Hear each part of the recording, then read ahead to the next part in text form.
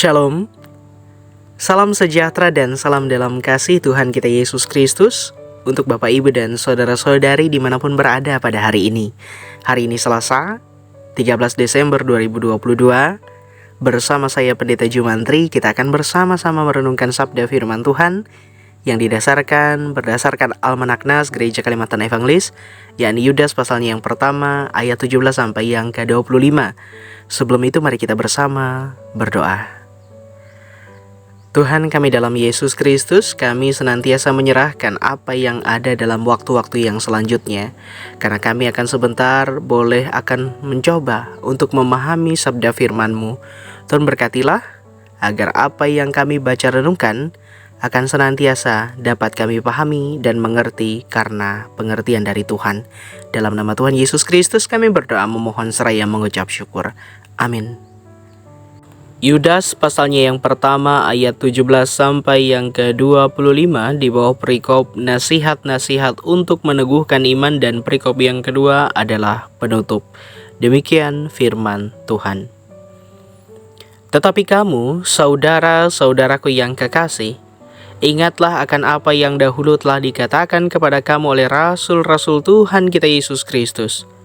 Sebab mereka telah mengatakan kepada kamu, menjelang akhir zaman akan tampil pengejek-pengejek yang akan hidup menuruti hawa nafsu kefasikan mereka. Mereka adalah pemecah belah yang dikuasai hanya oleh keinginan-keinginan dunia ini dan yang hidup tanpa Roh Kudus. Akan tetapi kamu, saudara-saudaraku yang kekasih, bangunlah dirimu sendiri di atas dasar imanmu yang paling suci dan berdoalah dalam Roh Kudus. Peliharalah dirimu demikian dalam kasih Allah, sambil menantikan rahmat Tuhan kita Yesus Kristus untuk hidup yang kekal. Tunjukkanlah belas kasihan kepada mereka yang ragu-ragu. Selamatkanlah mereka dengan jalan merampas mereka dari api.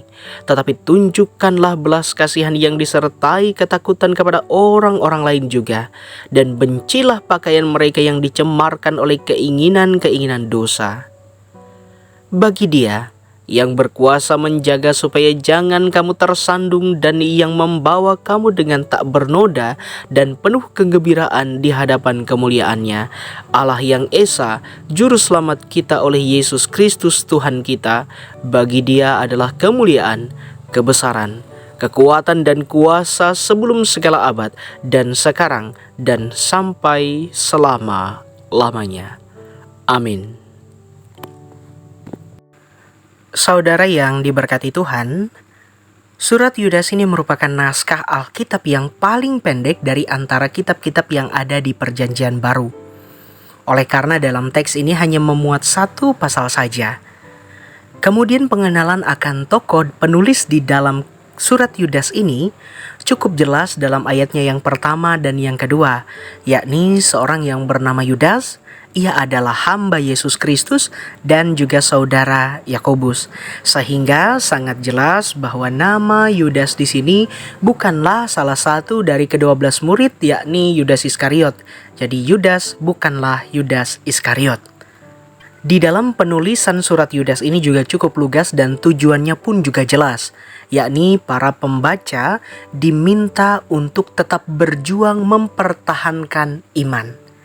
Dalam teks ini juga mau menegaskan bahwa situasi yang terjadi dalam satu konteks pada saat itu adalah kemunculan para pengajar-pengajar palsu, yakni orang-orang fasik yang telah menyusup di dalam persekutuan orang-orang percaya dan yang kemudian mengajarkan, memperkenalkan, dan mempromosikan perilaku amoral, perilaku yang tidak bermoral, yang mana dalam ajaran itu menyalahgunakan karunia serta ajaran-ajaran palsu yang menyangkal Yesus Kristus. Dalam beberapa pengajaran yang kemudian dipaparkan yang merupakan ajaran-ajaran palsu itu, yakni memanfaatkan kebebasan Kristiani untuk kenikmatan duniawi, uang, makanan, pelampiasan nafsu dan lain sebagainya. Kondisi yang demikian menurut Yudas sangat berpotensi akan memecah belah persekutuan orang-orang percaya ke depannya. Dan dalam situasi ini, surat Yudas ini memperingatkan kepada orang-orang percaya tentang penghakiman yang menimpa mereka yang berpaling dari Allah.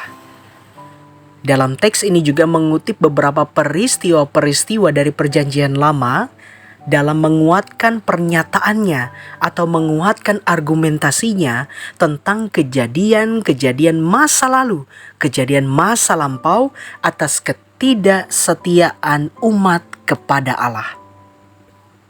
Dalam teks ini juga memberikan nasihat untuk para anggota orang percaya untuk membangun iman mereka dan memelihara diri mereka dalam kasih Allah.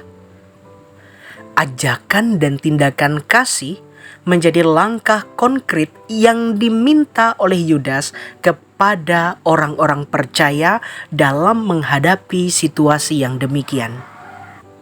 Dalam surat ini juga mau menegaskan bahwa sebenarnya perjuangan iman di dalam Yesus Kristus itu akan selalu diteguhkan dan dijaga oleh Tuhan, sehingga tekad dan semangat perjuangan dalam iman dan kebenaran itu akan membuahkan kegembiraan, akan membuahkan hasil di hadapan kemuliaan Tuhan. Saudara, membangun iman yang teguh di atas dasar yang benar merupakan bagian terpenting di dalam surat Yudas yang terdapat pada ayat yang ke-17 sampai yang ke-25. Yang kemudian memberikan nasihat sehubungan dengan maksud penulisannya, yaitu agar umat percaya membangun iman yang teguh di atas dasar yang benar. Kita diajak sebagai umat Tuhan untuk mengingat kembali mengenai pokok-pokok kepercayaan yang sudah diajarkan oleh rasul-rasul. Selain itu, umat Tuhan juga dituntut untuk memberikan kesaksian kehidupan yang suci dengan memelihara diri kita di dalam kasih Allah dan dengan menantikan rahmat Tuhan kita Yesus Kristus untuk kehidupan yang kekal. Dengan demikian, iman orang-orang percaya tidak hanya terbina dan terpelihara, tetapi juga terus-menerus dibangun di atas dasar yang benar, yakni firman Tuhan. Saudara, selain hal-hal prinsipal yang telah disebutkan tadi, dalam teks ini juga Yudas menyerukan pentingnya kepedulian sosial yang dinyatakan dengan menunjukkan belas kasihan kepada orang-orang lain. Kita sebagai orang percaya dituntut untuk lebih proaktif di dalam mengatasi setiap tantangan, baik yang datang dari luar ataupun yang datang dari dalam. Orang-orang percaya mungkin tidak dapat menghalangi hadirnya sang penyesat atau bahkan pengajar-pengajar palsu. Tetapi orang-orang percaya dapat menjadikan ini sebagai satu kondisi, sebagai batu loncatan untuk menumbuhkan iman agar semakin kuat di dalam Tuhan Yesus. Dan sebagai orang-orang yang percaya, sumber kehidupan yang jelas berkenan bagi Tuhan berdasarkan firman Tuhan itu.